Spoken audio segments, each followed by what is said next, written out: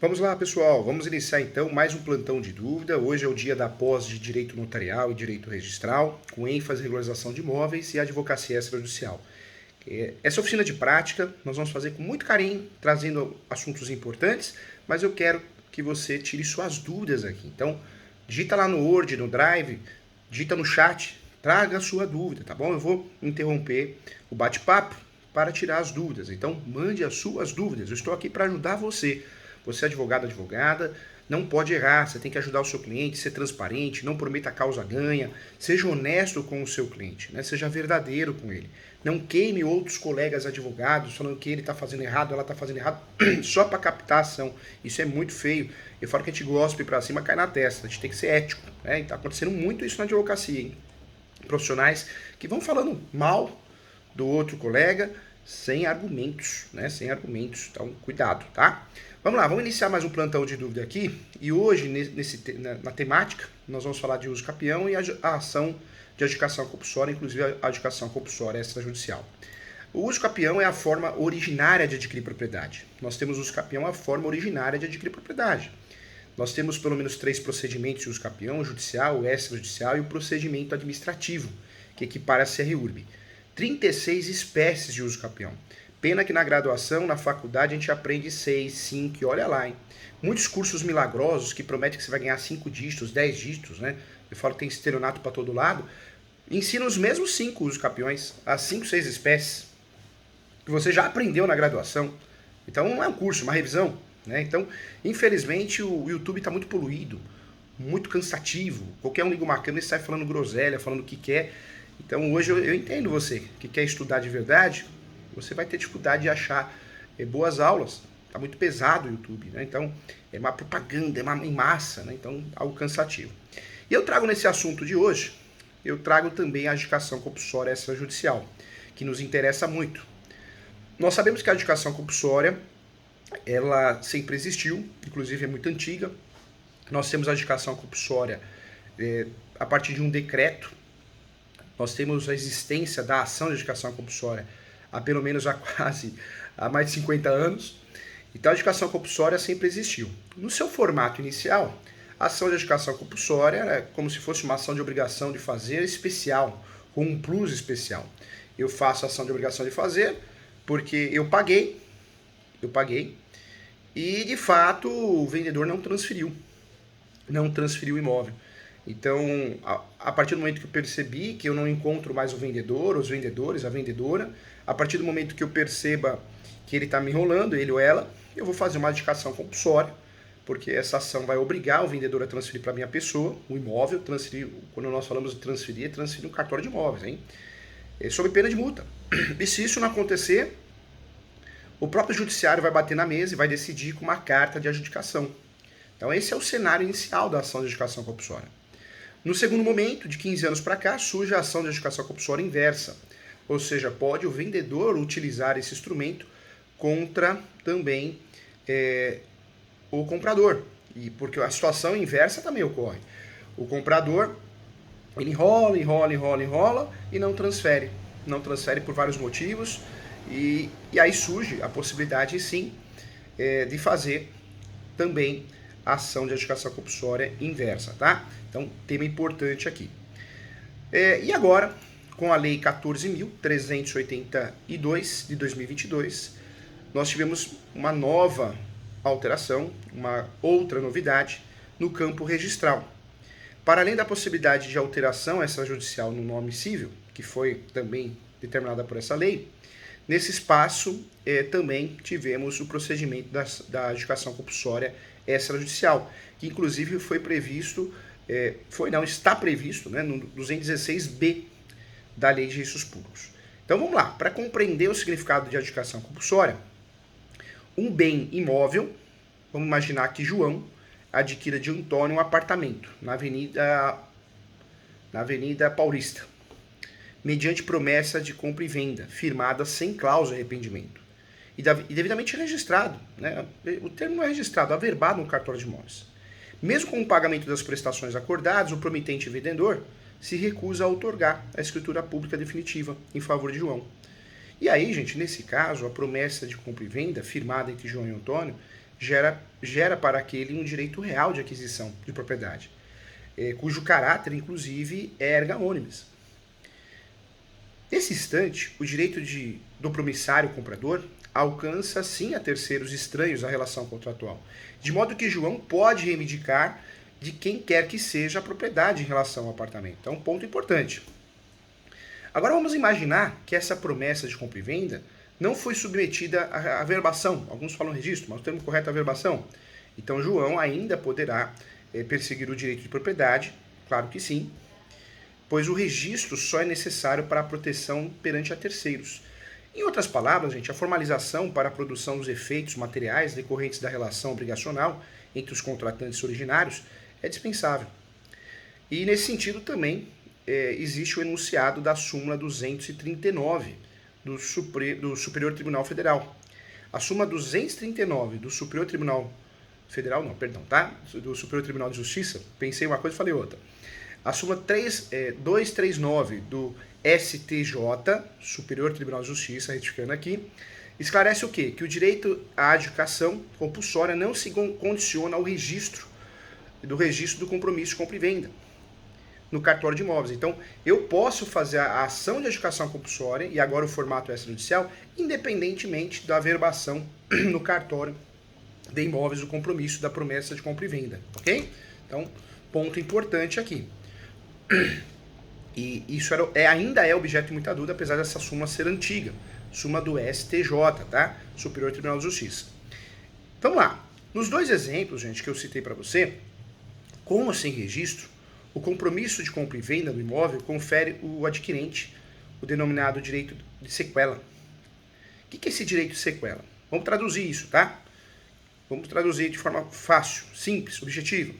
No que se traduz, gente, a possibilidade de o comprador exigir do vendedor, após a quitação do valor ajustado, a outorga da escritura pública, a escritura definitiva, pela adjudicação compulsória. Esse procedimento, até a entrada em vigor da Lei 14.382 de 22, que saiu do forno agora, era realizado apenas juridicamente. Juridicamente, no âmbito judicial. Somente com ação judicial. Não tinha outro meio. Para o êxito, né, nessa espécie de demanda, eram imprescindíveis preenchimento dos pressupostos processuais, inclusive chamados pressupostos genéricos. Além dos especiais, o primeiro, a juntada do instrumento particular de compra e venda, né, promessa, compra e venda, compromisso, a prova do adimplemento integral do preço e também a prova da recusa do vendedor na outorga da escritura definitiva. Então eu tinha que ter aí esse alicerce probatório. A finalidade da ação judicial era de fato suprir a declaração da vontade do contratante e conseguir registrar. Por isso eu usava e continuo usando a ação de adjudicação compulsória e não a obrigação de fazer.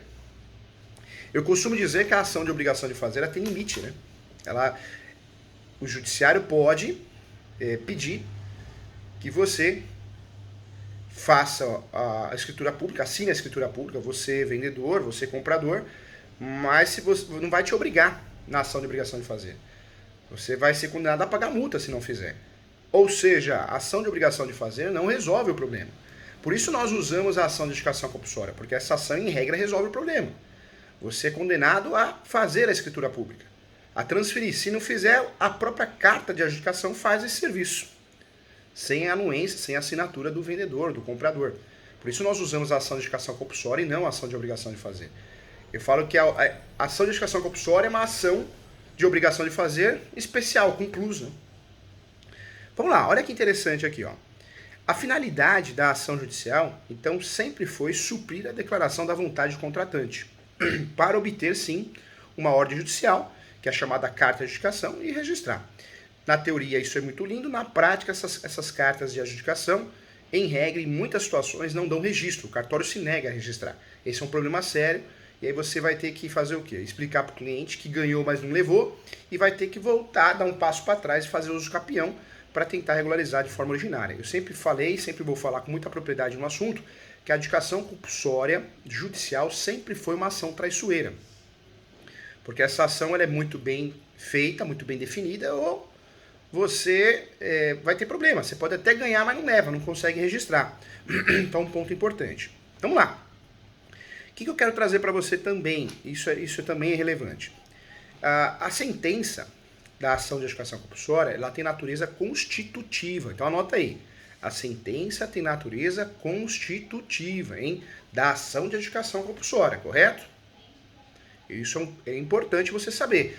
Eu falo que o advogado, a advogada, precisa, para ajudar o seu cliente, dominar os procedimentos, precisa dominar as provas, as peças e qual é a função daquela sentença. Se é declaratória, se é constitutiva. Porque quando você entende isso, fica mais fácil de advogar. Fica mais fácil explicar para o seu cliente.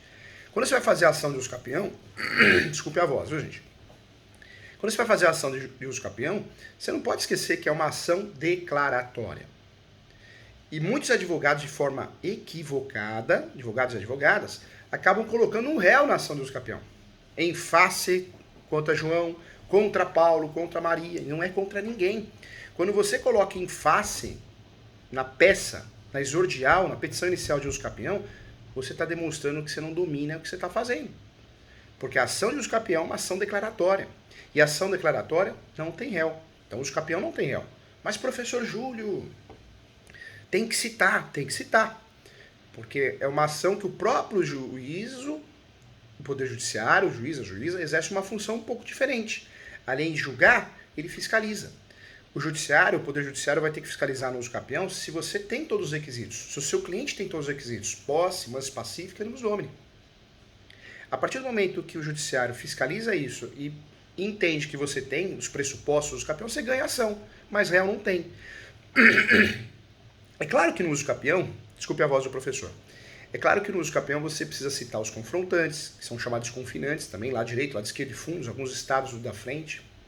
Último proprietário que conste na matrícula, último proprietário, último proprietários, ou seus herdeiros. Mas, gente, com muito carinho, hein? Com muito carinho. E não tem réu. Isso, você pedir a citação por questões processuais, não quer dizer que a ação seja litigiosa. E a ação de uso capião não nasce litigiosa. Ela pode se tornar litigiosa quando alguém se habilita ou contesta. Então, cuidado, tá? Então, um ponto que eu queria trazer para você. Então, é muito importante você entender a natureza jurídica da sentença. Essa sentença de que natureza é? Declaratória, constitutiva? No uso capião, declaratória. Está declarando o direito. Na adjudicação compulsória, é uma sentença constitutiva. Então, tem que saber. Provas, eu sempre falo, quem domina as provas advoga bem. Quantas provas nós temos? 2. No processo civil, nós temos 2 provas. De um lado, a prova oral. Essa prova oral, ela ocorre numa audiência de instrução e julgamento, com a apresentação das testemunhas e também, além das testemunhas, o depoimento pessoal das partes. Prova oral são provas orais, né? Testemunhas e depoimento pessoal das partes que vão ocorrer dentro de uma audiência de instrução e julgamento. Quando nós falamos aqui de prova documental, nós temos aí 4 classificações importantes. 4 classificações importantes. Documental em sentido estrito, qualquer documento palpável. Temos a prova pericial, que é uma prova documental também, prova pericial. E temos também a prova, que é a inspeção judicial do juiz, que nós não usamos porque não conhecemos, né? Inspeção judicial do juiz, nós pedimos que o juiz ou a juíza vá até o local. Pode ser que ele não vá, ele ou ela, e peça para o oficial de justiça ir, aí tem que recolher diligência. E temos também a grande novidade do CPC, que foi no passado a ata notarial, que é considerada prova hoje. Então nós temos 4 provas e temos que dominar. Temos que dominar, né, gente? Espécies de sentenças. Procedimentos. Procedimento comum, especial e de execução. São situações que nós temos que dominar para poder desenvolver um trabalho bonito, bem feito nas nossas peças, tá? Vamos lá, estou aqui para tirar dúvidas. Inclusive o professor mudou o equipamento aqui. Queria dar um bom dia especial para o meu querido amigo, doutor Ivan Delfino, né? Ser humano incrível, do bem, lutador, né? Arrasa no direito imobiliário. Então, queria mandar um abraço especial para o doutor Ivan Delfino, tá bom? A Monique Cruz, sempre estudiosa, sempre está acompanhando as aulas, não só aqui, mas na TV Justiça, na TV Cresce também, eu já vi, acho que mais na TV Cresce até. Fico muito feliz, viu, Monique? Tá? Quero mandar um abraço muito especial para todos os alunos dessa pós, lembrando que essa pós é a pós de Direito Registral Notarial, com ênfase em regularização de imóveis e também advocacia extrajudicial. o Delfino, terminando a pós de Direito Imobiliário, o Ivan, faz essa pós, é complementar, vai deixar mais craque ainda que você já é, tá bom? E queria pedir, no último plantão de dúvida, o professor estava com fone de ouvido, mas estava dando um defeito. Eu acho que resolveu, né? Eu acho que resolveu. Esse equipamento aqui parece que eu estou narrando um jogo de futebol, né? Parece um equipamento do Galvão Bueno, né? Mas pelo menos eu acho que resolveu. Acabou esse negócio de eco, né? Acho que resolveu. E isso é importante, né? Isso é importante a gente ajudar você. E também eu quero dar alguns espaços para você tirar essas dúvidas, tá? Então vamos lá, vou tirar a primeira dúvida aqui antes de continuar, tá bom? Lembrando que é plantão de dúvida, oficina de prática. Então traga os casos práticos, digite aqui no chat. Digita com calma, eu vou responder todos. Ninguém vai ficar sem resposta aqui. Estamos aqui para evoluir juntos. Eu trago um assunto chamado assunto carro abre alas, mas vou responder a todos aqui, tá bom? O Ivan, eu tenho um orgulho do Ivan, viu? O Ivan me emociona. O doutor Ivan já terminou a pós imobiliária, já está fazendo a pós notarial e registral. É fera ou não é? Depois esse homem vai chegar para tomar café comigo de helicóptero, vão falar vão falar que é sorte. É nada, é disciplina, né, Ivan? Vai chegar para tomar café com o professor de helicóptero. Vai falar, professor, jura onde que eu paro meu helicóptero, hein? Né, Ivan? Um abração para você e a família, viu? Vamos lá, juntos aqui nós somos mais fortes, né, gente? Vamos lá. Então, deixa eu responder as perguntas da Monique aqui. O plantão de dúvidas sempre vamos levar com calma para a gente responder. O último plantão de imobiliário eu não consegui responder. O sistema, o fone de ouvido atrapalhou muito, mas agora está solucionado. Vamos lá. A Monique Cruz pergunta aqui.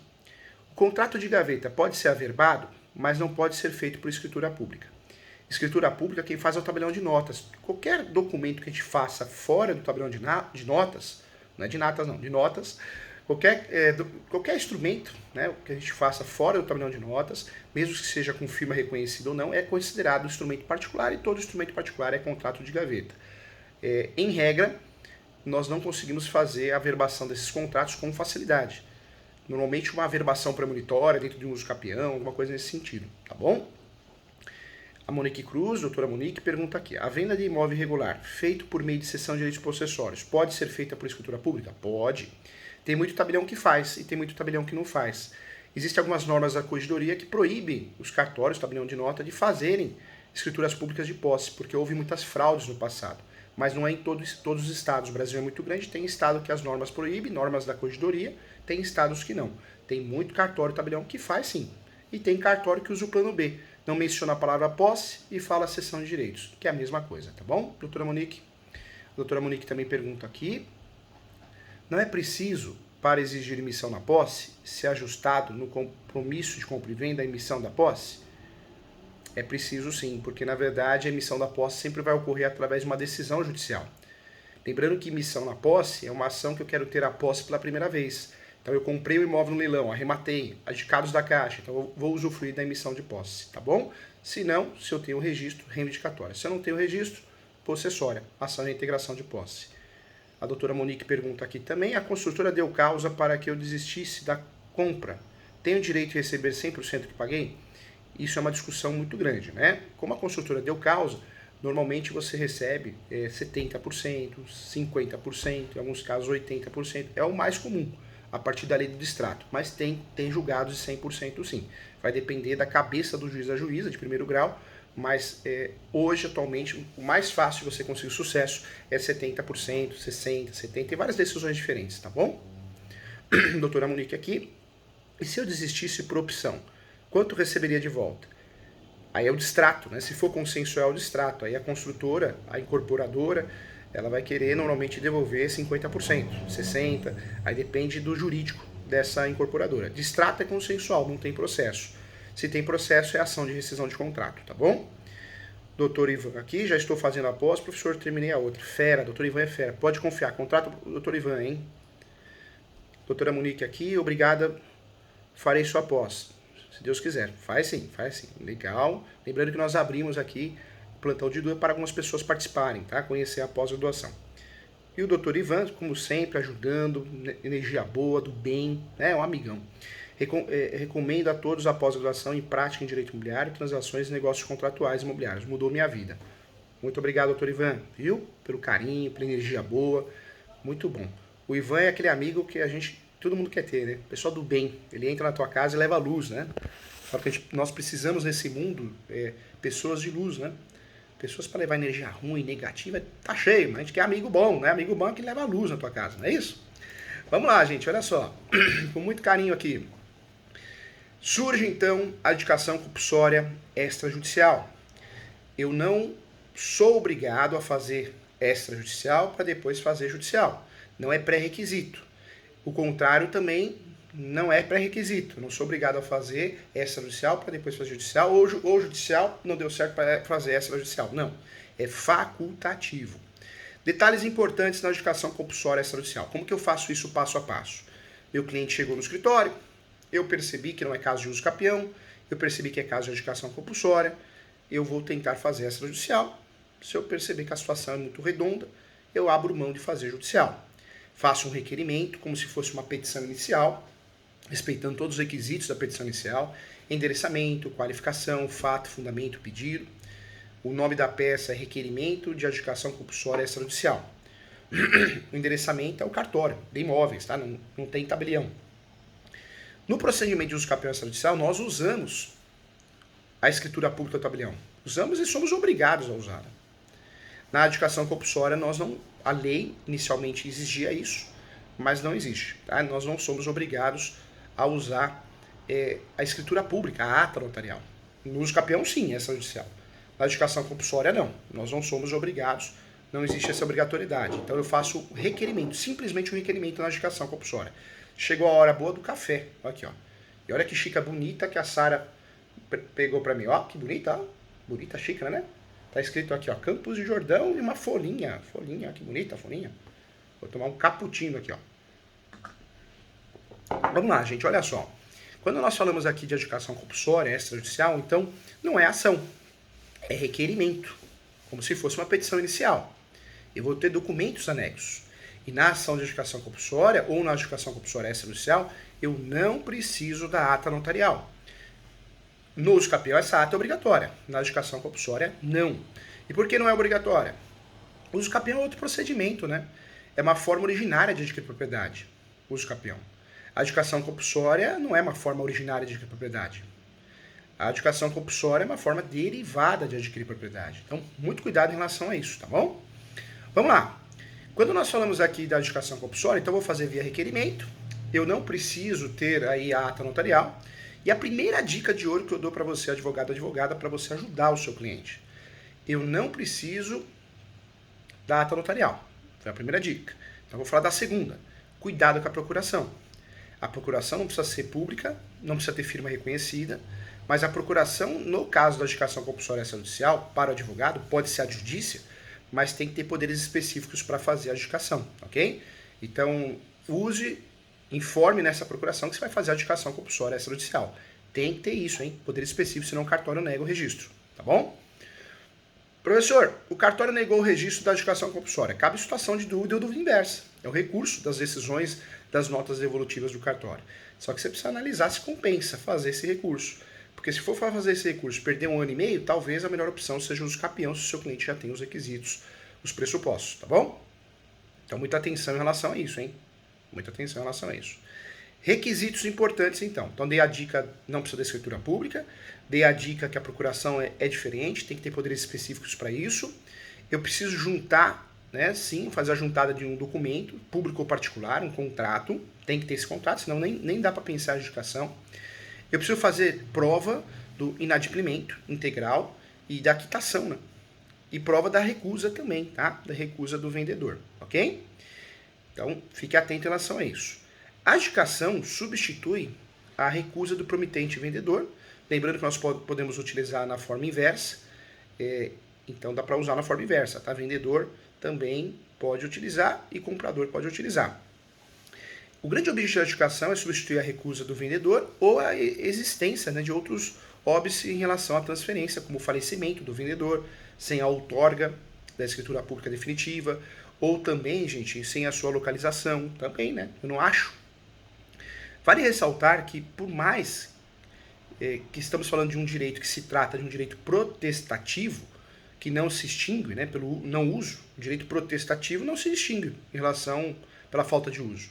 não há prazo decadencial para a propositura da adjudicação compulsória, tanto a ação como a figura extrajudicial. Tá? Então guarde isso também, é importante. De toda forma, gente, a orientação jurídica mais adequada é propor a demanda, né, seja via procedimento extrajudicial ou judicial, tão logo o comprador efetue o pagamento integral do valor. Seria uma melhor estratégia. Tá?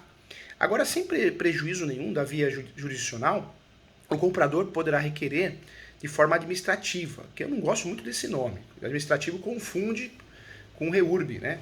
O nome correto é extrajudicial. Extrajudicial. Adjudicação compulsória extrajudicial. Eu preciso ter o contrato, hein, gente? Se eu não tiver contrato, não é caso de adjudicação, hein? Ok? Então, importante. Quando nós falamos aqui em relação à escritura pública, a outorga da escritura pública definitiva não mais dependerá somente, a partir dessa lei, da ordem judicial. Então, o cartório pode analisar de forma subjetiva os requisitos que achar necessário pelo princípio da autonomia e decidir sim para o registro ou não, tá? A nova lei, gente, também quero trazer para você, ela também confere legitimidade para o pedido extrajudicial aos sucessores do promitente vendedor. Então, é um ponto que a gente tem que entrar, né?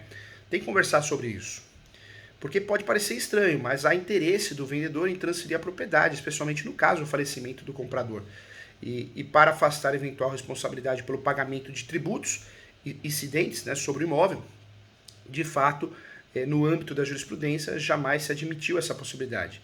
E aí nós temos uma mudança de pensamento. Acredito que, claro que é algo muito recente, assim como aconteceu com o uso capião, o provimento 65, também vamos ter em breve um provimento para discutir algumas situações da adjudicação compulsória, para que possamos utilizar melhor esse instrumento, né? A jurisprudência entende que somente se considera como legítimo ativo para a ação de adjudicação compulsória o promitente comprador e, posteriormente, uns 10 anos para cá, também o promitente vendedor, que é a figura inversa da adjudicação. E o entendimento hoje que o extrajudicial vai permitir que os dois também utilizem, né, as duas figuras, tanto o comprador ou o vendedor.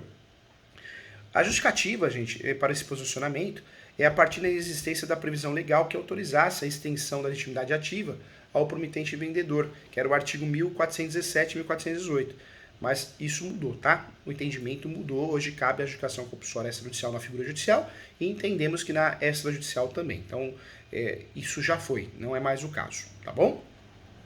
Vamos lá. De acordo com o artigo 216b da Lei de Registros Públicos, que foi inserido pela lei que nós estamos falando, a Lei 14.382, o pedido extrajudicial deverá ser instruído com os seguintes documentos. Então, instrumento de promessa ou compromisso, cessão de direito, cessão de sucessão, quando for o caso, prova da inadimplência, caracterizada pela não celebração do título da transmissão, plena no prazo de 15 dias, contado da entrega da notificação extrajudicial. É importante fazer uma notificação extrajudicial quando você optar pela adjudicação compulsória extrajudicial. Isso comprova, isso ajuda, né? Ainda não temos uma determinação legal nesse sentido que é obrigatória a adjudicação extrajudicial, mas no contexto geral ajudaria sim para o reconhecimento do cartório. Então eu faria assim, oriento você a fazer uma notificação extrajudicial, se possível. Eu preciso juntar as certidões do distribuidor civil, as certidões forenses da comarca da situação do imóvel e do domicílio do requerente, para demonstrar sim a inexistência de litígio envolvendo o contrato de promessa de compra e venda do imóvel objeto da adjudicação, lembrando que é um procedimento extrajudicial, então não podemos ter aí, em regra, litígio. Então, importante também. Comprovante de pagamento do respectivo imposto sobre transmissão de bens imóveis, então isso também é importante, não poderíamos esquecer. O ITBI, eu preciso disso.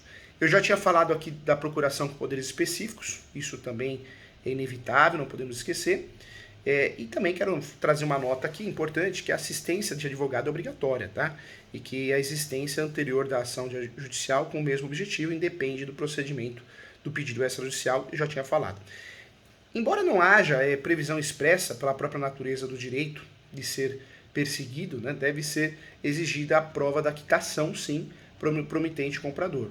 Ou pelo menos, gente, no que tese, em regra, né, o contrato conste expressamente a previsão do pagamento à vista no ato da assinatura. Também seria uma forma de você justificar.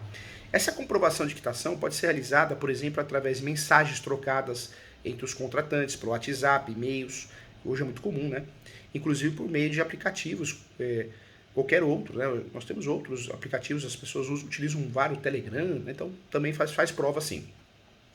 A lei não traz nenhuma previsão expressa quando o modo de comprovação. Então, por isso, nós podemos usar esses meios eletrônicos, sim. Ainda é possível também, gente, admitir que a quitação, se houver prova de decurso do prazo prescricional para a cobrança das parcelas inadimplidas. Então, eu trago como exemplo aqui. O João se comprometeu de fato a pagar R$200 mil pelo apartamento em 10 parcelas mensais. Transcorrido mais de 5 anos após a data a data prevista para o pagamento da última parcela, aí eu vou usar o 206, né, parágrafo 5º do Código Civil. Ainda que João esteja inadimplente, poderá requerer a adjudicação do imóvel em face de Antônio. Essa possibilidade decorre do entendimento jurisprudencial segundo o qual opera a prescrição de dívida da parcela do contrato. Fica prejudicado o direito de exigir sua extinção com base nessa mesma cláusula, né? Na mesma causa, que é o fato. E a decisão foi uma decisão lá do ministro, o Marco Aurélio. Isso ocorreu recentemente numa decisão que foi publicada no dia 25/6 lá de 2021, né, em virtude de um RESP 15.38.176, originário de uma ação lá do Rio Grande do Sul. Então, também temos uma situação que merece uma atenção especial. Em relação à notificação, eu quero trazer para você que pode surgir a seguinte dúvida. Se a lei exige a formalização do pedido extrajudicial, a existência prévia de comunicação, a não localização do destinatário impede a análise do pedido para o oficial do registro de imóveis. Então, é uma dor de cabeça que nós vamos ter. Pode ser que esse provimento que vai surgir, né, não sabemos quando, resolva essa situação. Mas, nesse momento, esse é o entendimento. Pensamos que não, para alguns cartórios que aplicam o princípio da autonomia, assim como ocorre na uso campeão extrajudicial, aquele cartório que tem mais confiança em atuar, né? A citação por edital deve ser uma opção também para o interessado, aplicando analogicamente o artigo 216A, parágrafo 13, 13º da Lei de Registros Públicos. Eu quero trazer para você que também acho que uma informação importante, que cabe lembrar sim, que conforme expressamente previsto na nova legislação, a notificação extrajudicial deve ser expedida pelo oficial de registro de imóveis, da situação do imóvel, que poderá delegar diligência ao oficial de registro de títulos e documentos, dependendo da região que tiver esse cartório, ou o interessado, o interessado não poderá, portanto, se fazer valer da notificação expedida sem intervenção no registro. Então, não é sair fazendo notificação extrajudicial, cuidado, hein? Talvez você vai ter que usufruir da notificação do cartório, e se o cartório de imóveis não presta serviço, porque tem um cartório que determina essa atribuição, nós vamos usar o serviço do cartório, tá bom? Então, muita atenção em relação a isso. Mais um ponto que quero trazer para você, diversamente do que ocorre com o pedido do uso capião, para a adjudicação compulsória, há necessidade de comprovação do pagamento do ITBI. Né? No uso capião não, porque é a forma originária, a adjudicação compulsória é forma derivada. Isso porque a adjudicação não é forma originária, né, de aquisição de propriedade. Então, como é derivada, tem que ter, tá bom? Então, importante não esquecer isso, senão você não vai conseguir o registro, vai ser uma nota devolutiva. A mera regularização registrada, o registral, atinente a precedente de transmissão de bem imóvel, então configurando o fato gerador de imposto, tá, de tributo. Quero trazer também, apresentar para você mais umas questões em relação aos documentos e a garantia da manifestação da parte contrária. Eu não sei se você reparou, mas se você for lá no artigo 160 da Lei de Registros Públicos, o oficial de registro de imóveis da circunscrição, onde se situa o imóvel, procederá sim ao registro do domínio em nome do promitente comprador, servindo de título a respectiva promessa de compra e venda, ou a cessão ou instrumento que comprove a sucessão. Isso aparece no 216b e também aparece no parágrafo 3º da Lei de Registros Públicos. A manifestação da parte adversa deve ser de não contrariedade, justamente porque o êxito do pedido extrajudicial depende da existência de consenso, né? Não pode ser um ato litigioso, contencioso. Se houver oposição, restará, esse é o entendimento hoje, atual, restará o interessado recorrer à via jurisdicional, ao Poder Judiciário, não por delegação, lembrando que cartório é o Poder Judiciário, mas por delegação, então, importante lembrar disso. E em caso de silêncio, né, pensamos sim, conforme entendimento e interpretação do que temos hoje, que deve ser aplicada a mesma regra destinada a uso capião extrajudicial. Quem cala consente, né? Isso porque, para o pedido de uso capião, a Lei de Registros Públicos, artigo 216A, parágrafo 2º, interpreta o silêncio como concordância e acredito que na adjudicação compulsória não pode ser diferente, tá bom? Então, interessante, né? Em caso de recusa ou outro óbice para a outorga da escritura pública, a parte interessada por meio de advogado deve se dirigir ao oficial de registro de imóveis da situação, então, do bem, do imóvel, cartório de imóveis competente e requerer que seja procedida a adjudicação compulsória extrajudicial, apresentando petição, documentos anexos que comprovam todos esses requisitos importantes para que a gente consiga o deferimento do cartório, tá bom? Legal, né, gente? Então, eu acho que mais uma possibilidade de regularização, isso para nós é ótimo, nós precisamos disso, alternativas para ajudar o nosso cliente. Então, de fato, é bem interessante. Vamos lá, a Monique aqui. Como funciona o pacto marciano na alienação fiduciária? Nós vamos trazer esse assunto, Monique, mas numa outra aula, tá bom? Que eu tenho que aprofundar muito, tem muitas questões para trazer para não te confundir, poder explicar bem para você. Vamos lá. Quem paga ITBI atrasado na compra? Quem paga ITBI atrasado na compra? Na verdade, tem que pagar, né? Senão o cartório acaba não fazendo a transferência, a transmissão. Gente, todas as perguntas respondidas com muito carinho. O equipamento agora é muito bom, parece que o som, ficou bom o som, né? Eu agradeço a todos que participaram do plantão de dúvida, oficina de prática. A intenção é isso, trazer um assunto para debater e resolver todas as dúvidas. Então, essa é a nossa finalidade. Eu agradeço, obrigado pela paciência, pelo carinho, pela consideração e espero você no próximo evento para que possamos continuar estudando muito, tá bom? Um abraço e até a próxima. Gente, muito obrigado. Até a próxima.